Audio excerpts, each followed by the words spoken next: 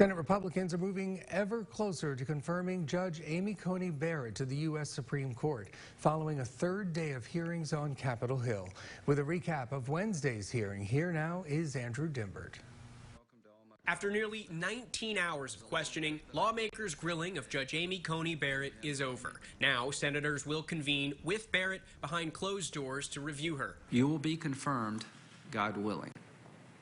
You will have my full support.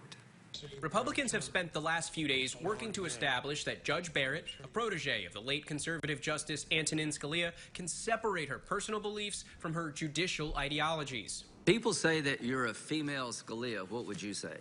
If I'm confirmed, you would not be getting Justice Scalia, you would be getting Justice Barrett. For Democrats on the Hill, they wanted clarity from Barrett on key issues that could impact the lives of tens of millions of Americans, pressing President Trump's nominee on a number of topics, including the Affordable Care Act, which comes before the court 1 week after the election.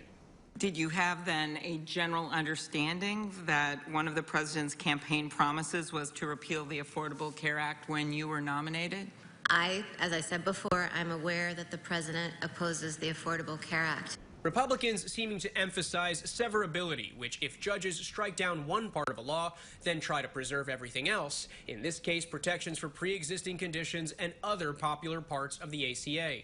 The presumption is always in favor of severability. The main thing is the doctrine of severability has a presumption to save the statute if possible. Is that correct? That is correct. Another focus of the Democrats' inquiry in today's hearing, President Trump's sweeping claims of power. Would you agree, first, that nobody is above the law? Not the president, not you, not me.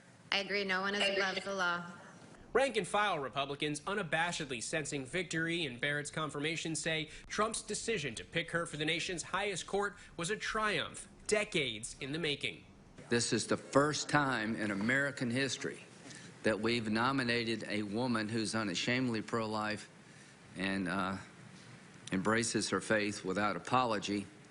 Barrett is fully expected to get confirmed and take her seat on the bench in a couple of weeks, just days before the presidential election.